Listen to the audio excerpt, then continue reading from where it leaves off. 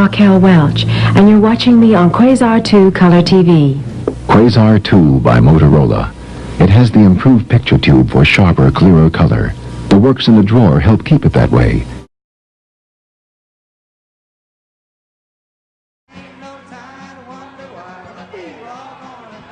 Listen, people, I don't know how you expect to ever stop the war if you can't sing any better than that. There's about 300,000 of you fuckers out there. I want you to start singing. Come on. And it's 1, 2, 3. What are we fighting for? Don't ask me, I don't give a damn. The next stop is Vietnam. And it's 5, 6, 7. Open up the pearly gates.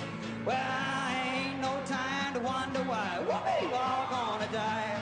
Now come on, mothers throughout the land, pack your boys off to Vietnam. Come on, fathers, don't hesitate, but send your sons off before it's too late. Be the first one on your block to have your boy come. Can you hold the line just a second? I'm talking to Tom Johnston, the press secretary for Lyndon Johnson, who has reported that the 36th President of the United States died this afternoon in a ambulance plane on the way to San Antonio, where he was taken after being stricken at his ranch, the LBJ Ranch in Johnson City, Texas. He was stricken at 3:40 p.m. Central Standard Time, 4:40 Eastern Standard Time. This experience, which Black Americans were having, did not go unnoticed by the rest of America.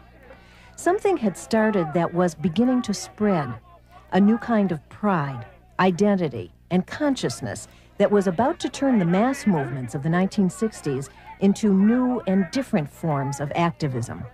Now, we fought the public accommodations fight 10 years ago with the blacks. Are we going to have to start all over again with women? How about, would you like a sign up there that said blacks only or whites only? It's the same principle, sir. Women are persons. Women are people. Persons, and we want to be able to come and go through it, and we don't want to be intimidated by signs that say men's buffet. I have no intentions of taking the sign down or changing the sign. If you can get a court order to take it down, fine. You have no intention of changing your policy of segregated facilities. Is that correct, sir? If you women are that hard up for a glass of beer, I'll be glad to serve you at your bar.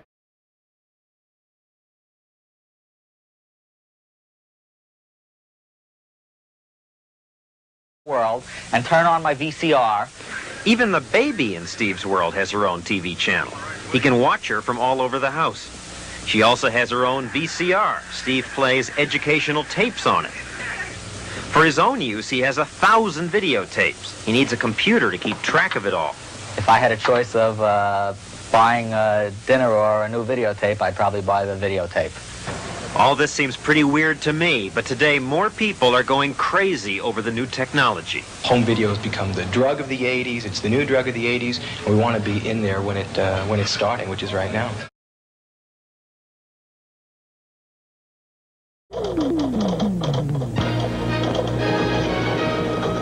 Stand by. Ready to see talent on mic 3. Okay, but a lot of your families aren't getting the help that you could be getting. Kneel down and Photoshop. 15 and counting.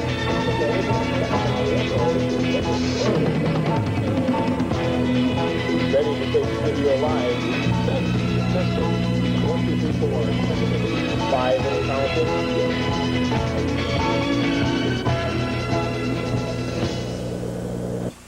counting. Good evening, everyone. The U.S. government said today there was no way they would meet the new demands for the hostages' release. Then it accused the Iranians of not taking good care of the hostages. Robert Pierpoint reports. The Carter administration today stepped up its pressure on the Iranian government by charging the hostages are now being mistreated. State Department spokesman John Tratner delivered the charges. We have reason to be concerned about the health and treatment of several of the hostages and believe they are not receiving adequate medical attention. Mrs. Bruce Lingan, wife of the highest-ranking American hostage, who is confined to the Iranian Foreign Ministry, added her voice to the administration's charges. I think the impression has been given that the hostages are all right and that the families are all hearing from them. This is not so. I believe there's 18 families who have had no word since July. The newest Iranian demand is that the U.S. must deposit $24 billion in an Algerian bank that is sort of a bond against returning the Shah's wealth and settling claims against frozen Iranian assets. Today, U.S. officials called that demand, quote, unreasonable, and a wife of one of the hostages called it blackmail. In Washington, D.C., Ronald Reagan named 4 more people to his cabinet today. The new energy secretary will be former South Carolina Governor James Edwards. While governor, he often tried to cut down the size of government agencies. He wants to eliminate the Department of Energy. The first black name to the cabinet is Samuel Pierce, a New York lawyer. He will run the Department of Housing and Urban Development. Pierce is a former member of the Nixon administration. He immediately flew back to America. John Lennon's first wife, Cynthia, described his death as tragic, pointless, and untimely. With her was their son, Julian, who's 17. Although his parents' marriage ended in 1968, he's always had a close relationship with his father.